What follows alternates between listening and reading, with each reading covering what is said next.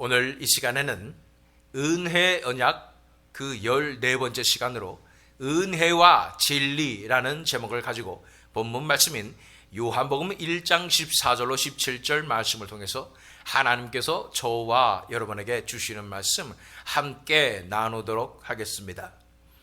은혜라는 말은 참 은혜스럽지요. 우리가 은혜 받기 위해서 예배에 나오고 또 우리가 찬양할 때도 모든 것이 은혜라고 힘껏 목청껏 찬양을 부르게 됩니다. 사랑하는 성도 여러분, 은혜 받고 싶지 않으십니까? 오늘 이 예배를 통해서 진정한 은혜 받는 우리 모두가 되기를 축원합니다.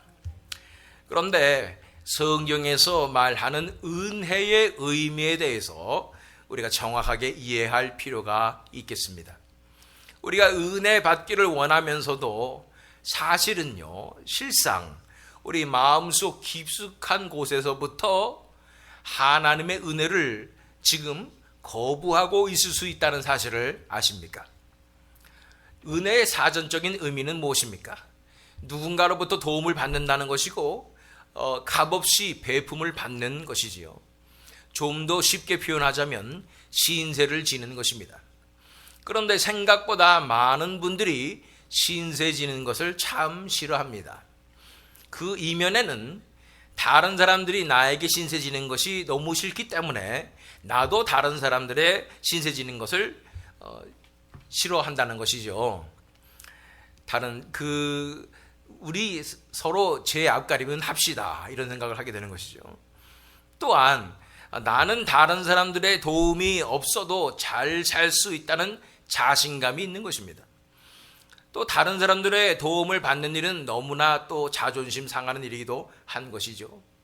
그런데 성경에서 말하는 은혜는 전적으로 하나님의 신세를 지는 것을 말합니다. 그리고 그 조건은 일부만 신세 지는 것 아니고 모든 것이 다 하나님의 신세를 져야 한다는 것입니다. 이런 말이 있죠. 하늘은 스스로 돕는 자를 돕는다. 어떤 분들이 이 말이 성경에 나오는 것처럼 착각하지만 이것은 서양의 격언에 불과합니다. 이런 말처럼 내가 열심히 하고 그렇게 열심히 살다 보면 지성이면 감천이라고 하나님께서 감격하셔서 나를 좀 도와주시고 그렇게 받는 것 정도가 은혜가 아니라고 성경은 말하고 있는 것입니다. 성경이 말하는 은혜는 내가 하는 것이 하나도 없고 전적으로 하나님의 신세만 지게 되는 것이 은혜이며 그 은혜로만 구원받는다고 말씀하고 있는 것입니다. 그래서 이런 측면에서 봤을 때 생각보다 많은 크리스찬들이 하나님의 은혜를 구한다고 말하면서 실제 삶에서는 오히려 스스로 하나님의 은혜를 거부하면서 자기 힘으로 자기 뜻대로 살려고 하는 것을 보게 되는 것입니다. 자, 이 은혜라는 말을 제가 살펴보았는데요. 우리가 지금 공부하고 있는 것이 은혜 언약이지요. 하나님께서 우리를 죄와 사망의 권세에서 건져내시고 구원자이신 예수 그리스도를 보내셔서 우리를 자유케 하시겠다고 약속하시는 것을 이루어주시는 이 과정을 지금껏 구약 성경을 통해서 우리가 하나하나 살펴본 것입니다.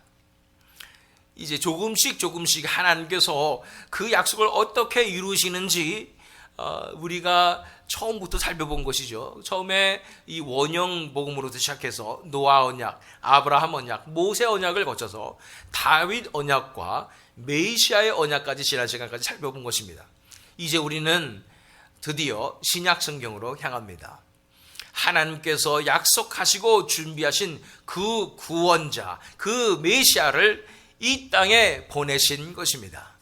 그 메시아가 바로 예수 그리스도시라는 것을 우리는 너무나 잘 알고 있지요. 오늘부터는 메시아 언약에 이어서 다음 단계인 새 언약으로 나아가며 그 첫 번째 시간으로 예수님의 성육신, 다시 말해서 이 땅에 인간의 몸을 입고 오신 그 사건에 대해서 함께 살펴보는 시간을 갖도록 하겠습니다. 예수님의 성육신의 그 의미, 예수님께서 인간의 몸을 입고 이 땅에 오신 것의 그 의미를 살펴보기 위해서 오늘 본문 말씀인 요한복음 1장 14절 말씀부터 읽도록 하겠습니다.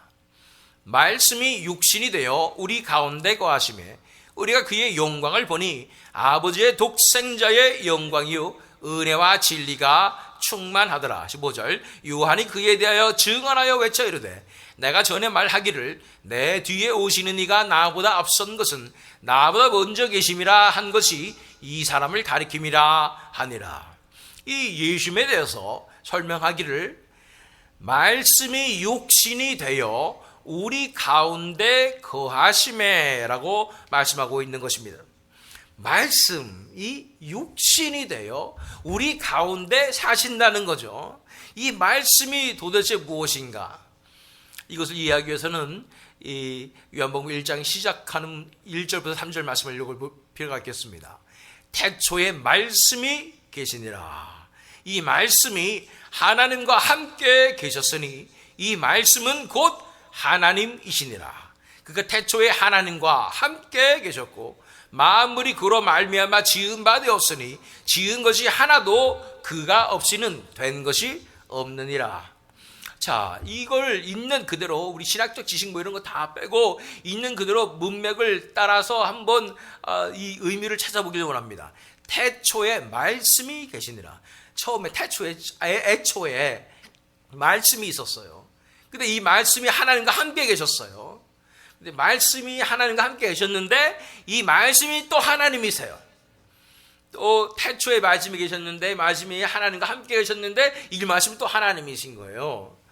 그가 이 말씀이 완전히 하나님이라고 볼 수도 이상한 게 그가 태초에 하나님과 함께 계셨고 처음부터 하나님과 또 함께 계셨대요. 그런데 만물이 그로 말미암아 지은 바 되었으니 지은 것이 하나도 그가 없이는 된 것이 없느니라. 한마디로 만물을 창조하신 그분이라는 거예요.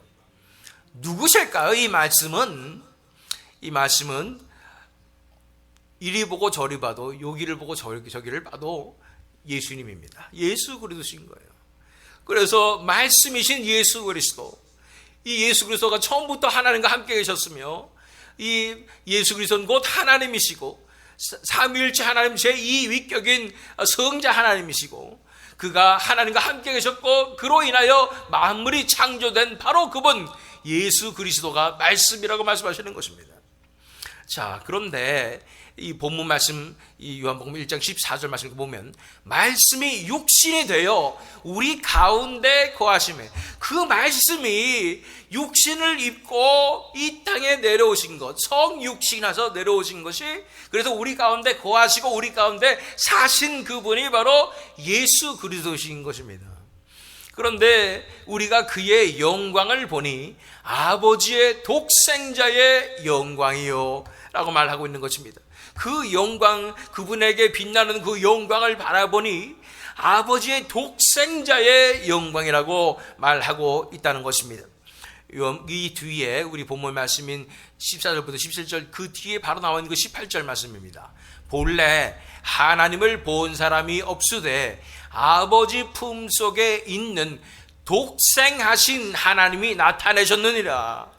하나님을 본 사람이 없지만 이 말씀이 육신을 입고 이 땅에 내려오심으로 이 독생자 하나님의 외아들 이 분을 통해서 하나님의 영광을 드러내셨다고 말하는 것입니다. 독생자라는 말은 하나밖에 없다는 것입니다. 예수님은 하나님의 유일한 외아들이십니다. 유일한 친아들이십니다. 다른 피조물은 다 창조되었지요. 그러나 예수님은 창조되시지 않았습니다. 예수님은 한마디로 말해서 태어나셨습니다. 하나님으로부터 태어나셨고 아버지로부터 발현됐다고 신학적으로 표현할 수 있는 것입니다. 독생자시라는 거예요. 태생부터가 다른 분이신 것입니다. 신적인 영광을 가지신 분이시라는 거예요. 그런데 그분이 말씀이 육신이 되어 우리 가운데 거하심에 우리가 그의 영광을 보니 아버지의 독생자의 영광이요 은혜와 진리가 충만하더라. 그렇기 때문에 그 놀라운 영광을 가지신, 독생자의 영광을 가지신 그분을 요한이 그에 대하여 증언하여 외쳐 이르되 내가 전에 말하기를 내 뒤에 오시는 이가 나보다 앞선 것은 나보다 먼저 계심이라 한 것이 이 사람을 가리킴이라 하니라.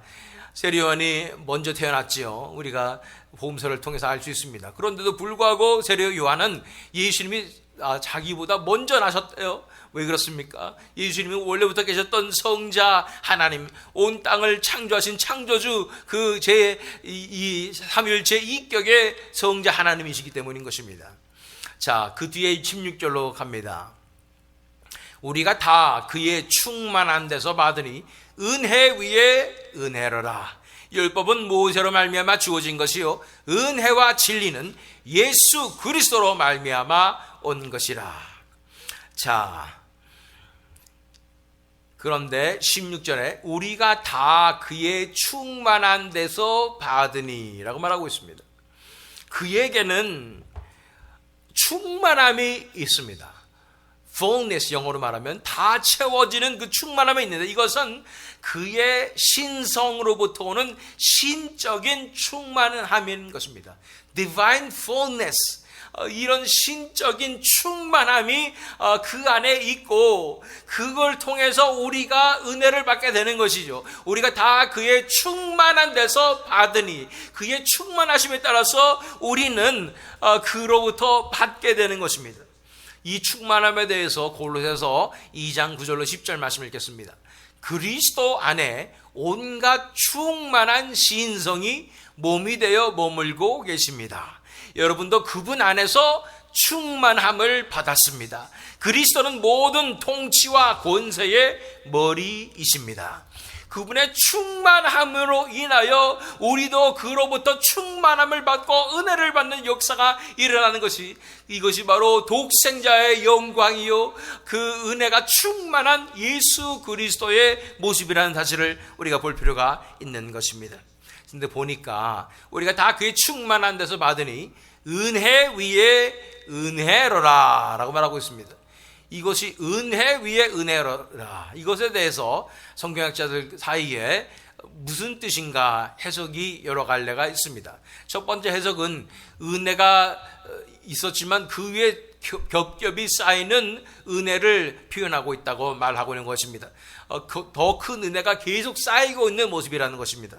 어떤 분들은 이 은혜, 이 전의 은혜 대신해서 주어지는 새로운 은혜라고 말하는 것입니다. 전의 은혜는 옛 언약의 은혜였다면 지금 은혜는 새 언약의 은혜이기 때문에 옛 언약의 은혜 그 다음에 새 언약의 은혜가 주어지기 때문에 이 위에라는 말보다 전치사가 있는데 은혜 다음에 은혜로라, 이런 표현으로 했다고 말하는 학자들도 있는 것입니다.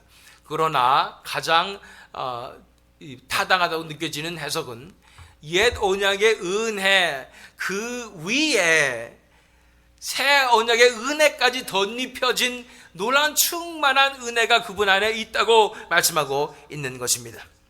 구약의 옛 언약의 은혜에다가 신약의 새 언약의 은혜까지 더해지는 것으로 이렇게 해석하는 것이 옳다는 것입니다. 그런 측면에서 봤을 때 히브리서 8장 6절 말씀에 그러나 이제 그리스도께서는 더욱 훌륭한 직무를 맡으셨습니다. 그가 더 좋은 약속을 바탕으로 하여 세운 더 좋은 언약의 중재자이시기 때문입니다. 이 새 언약의 주인공이 되시고 더 중재자가 되시고 희생 제물이 되시고 증표가 되시는 바로 예수 그리스도가 옛 언약의 그 위에 더 놀라운 새 언약의 이 중보자로서 중재자로서 계신다고 말씀하는 것입니다. 한마디로 원래도 하나님의 은혜가 넘쳐났는데 더 좋은 언약의 은혜가 더해진다고 말씀하고 있는 것입니다. 그 옛 언약과 새 언약에 대해서 자세히 설명하는 것이 바로 17절 말씀입니다.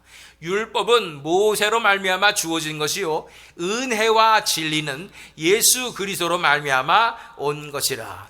옛 언약은 모세로 말미암아 주어졌었고 새 언약은 예수 그리스도로 말미암았는데 그 핵심이 바로 은혜와 진리라고 말하고 있는 것입니다. 오늘의 설교의 제목이 바로 은혜와 진리입니다. 이 은혜와 진리에 대해서 우리가 묵상해 보기를 원하는 것입니다. 이 은혜와 진리는 말은 사실은 아까 14절에도 나와 있었습니다. 말씀이 육신이 되어 우리 가운데 거하심에 우리가 그의 영광을 보니 아버지의 독생자의 영광이요 은혜와 진리가 충만하더라.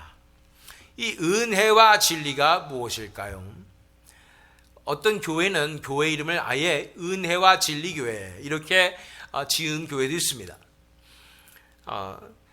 많은 사람들이 그런데 이 은혜와 진리를 서로 상반되는 개념처럼 설명하고 있는 것을 보게 되는 것입니다. 은혜는 하나님께서 우리를 사랑하셔서 우리를 용서해 주시는 그것을 말하고, 진리는 하나님의 속성 가운데 공의의 속성을 말하는 것으로 심판하시는 진리다, 이렇게 해석하는 분들이 있습니다. 이런 진리에 대한 이런 해석 때문에, 의에 대한 이런 해석 때문에 마틴 루터는 하나님의 의라는 말을 제일 무서워하고 싫어했다고 하는 것입니다. 왜냐하면 하나님의 의는 우리를 심판하는 의이고, 그 하나님의 의 앞에서 누구도 의롭다함을 받지 못하기 때문에 하나님은 무서운 분밖에 안 되는 것입니다. 그런데 이렇게 상반되는 두 가지 의미가 아닌 것을 우리가 알 필요가 있습니다. 그래서 그 교회들에게서는 어떤 분들이 이렇게 말합니다. 은혜와 진리가 공존하는 그런 교회가 되어야 되고 그 밸런스가 맞아야 된다. 틀린 말이 아니지만 우리가 이 시간에는 이 은혜와 진리의 의미에 대해서 더 깊은 묵상이 필요하다는 생각이 드는 것입니다. 우리 출애굽기 34장 6절 말씀 읽겠습니다. 주님께서 모세의 앞으로 지나가시면서 선포하셨다. 나 주는 자비롭고 은혜로우며 노하기를 더디하고 한결같은 사랑과 진실이 풍성한 하나님이다. 하나님께서 하나님 자신에 대해서 설명하시면서 자비롭고 은혜롭고 그 은혜의 측면에서 말씀하시는 것입니다. 노하기를 더디하고 한결같은 사랑과 그 다음에 진실이 풍성한 하나님이다 하면서 하나님의 속성 가운데 이 은혜와 진리가 중심이 되는 것에 대해서 설명해 주시고 계시는 것입니다. 그렇습니다. 하나님의 속성에 있어서 가장 중요한 측면이 바로 은혜와 진리인 것입니다. 먼저 은혜라 함은 우리가 서두에 살펴보았듯이 우리는 전적인 하나님의 은혜로 구원받습니다. 처음 예수님을 만나는 그 회심의 과정뿐 아니라 이제 우리가 성도의 삶을 살아가게 되는 성화의 과정에서도 인간의 공로는 하나도 없는 100% 하나님의 은혜로만 우리는 구원을 얻게 되는 것입니다. 한마디로 하나님의 신세를 100% 다 지게 되는 게 은혜라는 거예요.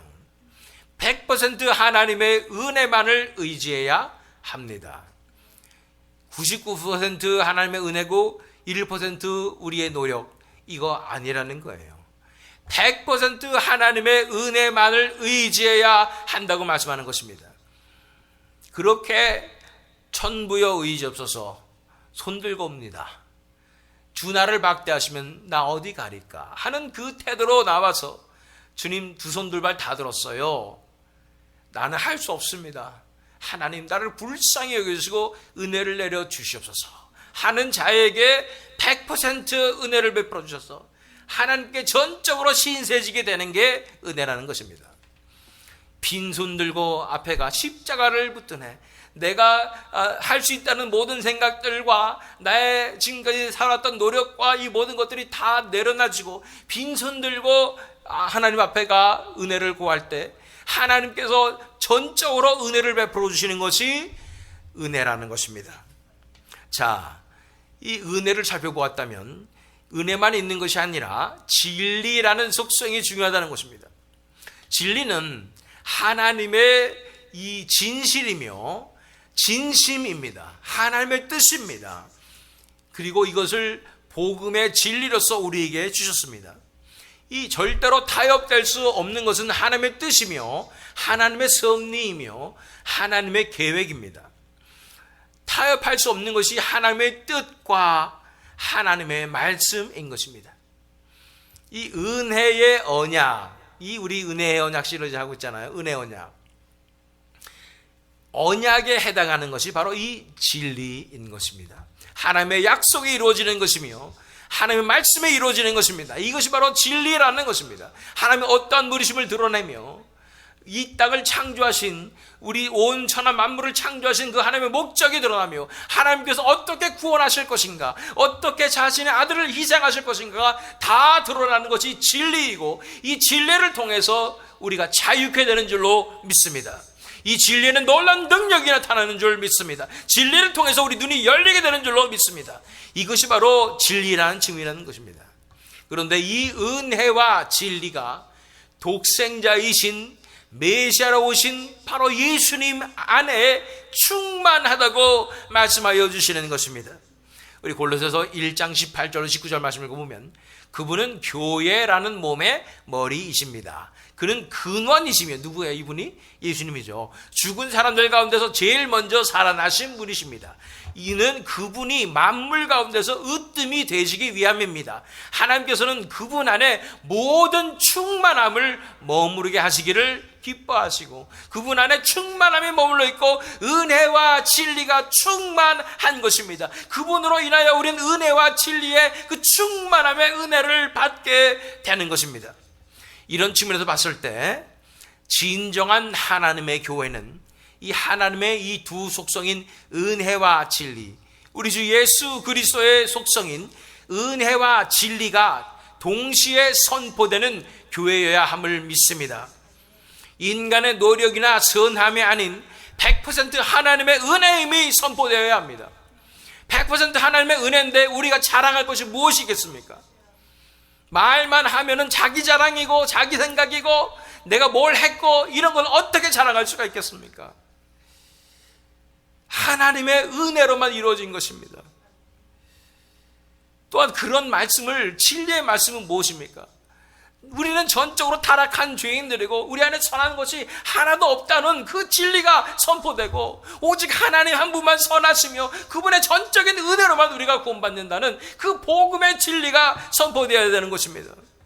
사람들 괜히 듣기 좋고 뿌듯하게 만들고 또 거부감이 없게 만드는 희석된 그런 복음의 말씀이 아닌 있는 그대로의 진리의 말씀, 진정으로 우리의 처지가 어떠한 존재인지, 하나님은 어떤 분이신지 이러한 것을 드러내는 날것의 복음의 말씀이 선포되어야 하는 줄로 믿습니다.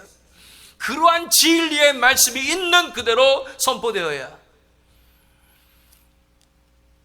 사람들 기분 좋아서 오늘 날 은혜 받았어요, 너무 위로받았어요, 나는 그래도 잘 살고 있구나, 나는 뿌듯합니다, 이런 은혜 받는 게 아니라 정말로 그렇군요, 나는 정말로 구제불능의 죄인에 불과합니다, 그러나 어떻게 나 같은 죄를 하나님께서 사랑하셔서 그 전적으로 하나님의 은혜를 나에게 부어주셨습니까 하는 진정한 은혜를 깨닫는 그 예배로 나아가야 하는 것입니다. 그렇게 진리의 말씀이 선포될 때에 놀란 능력이 나타나는 줄 믿습니다. 요한복음 15장 26절 말씀 읽겠습니다. 내가 아버지께로부터 너에게 보낼 보혜사, 곧 아버지께로부터 오시는 진리의 영이 오시면 그 영이 나를 위하여 증언하실 것이라. 성령님은 진리의 영이십니다. 진리 가운데서만 역사하시는 분이세요. 하나님을 향한 그 진리, 하나님의 말씀으로부터 오는 진정한 진리, 그 진리가 있는 그대로 선포되는 그곳에서 성령님께서 역사하시고 마음껏 자유롭게 능력을 베풀어 주시는 것입니다. 이것이 진정한 성령의 역사이며 이 시대에 회복되어야 할 성령의 능력인 줄 믿습니다. 그 진리의 선포 가운데 역사하시는 성령님의 능력을 말미암아 모든 사람이 진리를 깨닫고 자신의 죄인됨을 깨닫고 그 말씀 앞에 무너지며 엎드러지며 회개하며 하나님의 영광이 드러나며 하나님께만 두 손 들고 찬양 드리는 놀라운 역사가 일어나는, 그것이 바로 진정한 성령의 역사인 줄 믿습니다. 이 시대에 이런 진정한 성령의 역사가 회복되어야 되는 줄로 믿습니다. 여기저기서 들려오는 기적의 소식에 미혹당하지 마십시오. 진정한 성령의 역사는 하나님의 진리의 말씀에 우리가 무너져서 회개케 되는 것입니다. 고린도전서 15장 10절 말씀 읽겠습니다. 사도 바울의 고백을 보십시오. 그러나 나는 하나님의 은혜로 오늘의 내가 되었습니다. 나에게 베풀어 주신 하나님의 은혜는 헛되지 않았습니다. 나는 사도들 가운데 어느 누구보다도 더 열심히 일하였습니다. 그러나 이렇게 한 것은 내가 아니라 나와 함께 하신 하나님의 은혜입니다. 모든 것이 다 하나님의 은혜임을 고백하는 것입니다. 진정한 교회는 하나님의 은혜임을 100% 인정하고 하나님의 은혜만을 100% 의지하는 교회입니다. 인간의 공로나 잘난 척하는 것이 드러날 여지가 없습니다. 인간을 자랑하지 않습니다. 인간의 한 공로를 자랑하지 않습니다. 드러내지 않습니다. 오직 하나님 한 분만을 자랑하는 것입니다. 디모데후서 4장 3절로 5절 말씀, 때가 이르면 사람들이 건전한 교훈을 받으려 하지 않고 귀를 즐겁게 하는 말을 들으려고 자기네 욕심에 맞추어 스승을 모아들일 것입니다. 그들은 진리를 듣지 않고 꾸민 이야기에 귀를 기울일 것입니다. 그러나 그대는 모든 일에 정신을 차려서 고난을 참으며 전도자의 일을 하며 그대의 직무를 완수하십시오. 때가 이르면 미혹하는 영이 역사하여서 진리의 복음의 말씀을 희석시키고 인간들을 높이며 인본주의적이고 세속주의적인 그런 말씀을 선포하게 한다는 것입니다. 언제부터 그렇게 교회 안에서 자존감이 중요했습니까? 왜 자존감의 말씀이 선포됩니까? 하나님 앞에서 온전히 무너진 회개의 역사가 선포돼야 합니다. 그리고 하나님의 높으심과 하나님의 위대하심만 드러나야 하는 것입니다. 이런 진리의 말씀이 회복될 때 진정한 성령 역사가 뿌리 떨어지게 될 줄로 믿습니다.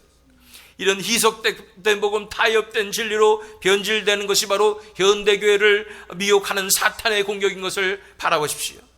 그러나 진정한 하나님의 교회는 이 진리의 복음의 말씀을 그 어떤 위협이 와도 그 어떤 압력이 들어와도 선포해야 하는 것입니다. 우리 본문 말씀인 요한복음 1장 14절 말씀 다시 읽습니다. 말씀이 육신이 되어 우리 가운데 거하심에 우리가 그의 영광을 보니 아버지의 독생자의 영광이요 은혜와 진리가 충만하더라. 은혜는 무엇입니까?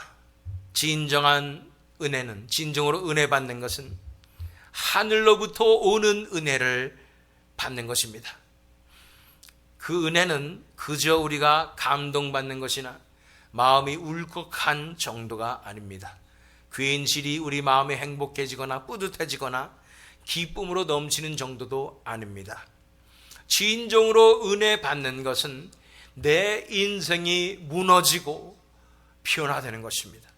은혜와 진리 되시는 그분, 하나님의 은혜의 언약의 주인공이신 그분이 우리 인생 가운데 임하시는 것입니다. 우리 인생 가운데 성육신 하시는 것입니다. 내 마음에 새 생명이 임하는 것입니다. 새 마음이, 새 영이 임하는 것입니다. 전에 죄를 사랑하여 멸망으로 향하던 우리의 심령이 이제 의를 사랑하고 하나님만을 사랑하고 예수님만을 사모하여 천국으로, 그 천성의 길로, 그 십자가의 길로 향하게 되는 변화가 우리 삶 가운데 일어나는 것입니다. 이것이 진정한 은혜입니다. 이러한 진정한 은혜를 받고 싶지 않으십니까? 하늘로부터 오는 은혜, 우리의 메시아로 오시는 예수 그리스도의 충만하심으로 은혜와 진리로 주어지는 그 은혜를 받고 싶다고 하나님 앞에 간절히 구하십시오. 간절히 기도할 때 하나님께서 그 은혜를 약속하신 대로 내려주실 줄 믿습니다. 저는 이 새미듬 장로교회가 이 시대에 보기 드문 하나님께서 찾으시는 그 한 교회가 되기를 원합니다. 진정한 은혜와 진리가 선포되는 교회로 그 어떤 인본주의와 세속주의도 배격되며 오직 하나님의 은혜와 진리의 말씀이 있는 그대로 선포되는 교회가 되기를 원합니다. 그럴 때에 하나님께서 약속하신 놀라운 구원의 역사와 성령의 역사로 인한 진정한 부흥의 역사가 일어나게 될 줄로 믿습니다. 이렇게 간구함으로 이 놀라운 하나님의 역사에 동참하시며 하나님의 부흥의 역사의 용사가 되고 주인공이 되시는, 그리고 하나님 앞에 놀랍게 쓰임 받으시는 저와 여러분 되시기를, 또한 이 새믿음 장로교회 되기를 예수 그리스도의 이름으로 축원합니다.